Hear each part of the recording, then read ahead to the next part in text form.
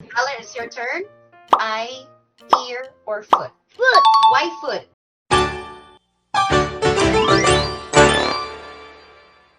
This is a bowling game, and in this game, you just have to find out which one doesn't belong. This week too, don't worry.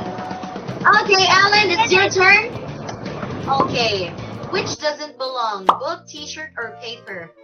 T-shirt. T-shirt is correct. Woohoo! Alan, choose your stripe. 3.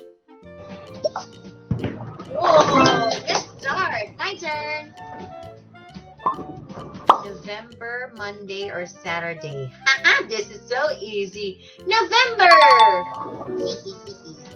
Okay, number 1.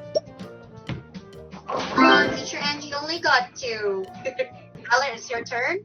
Eye, ear, or foot? Foot. Why foot? Because eye and ears on your head. Very good. They're on the head. 2. Number 2. Number 2. Fast, slow, and big. Of course, it's big. 4.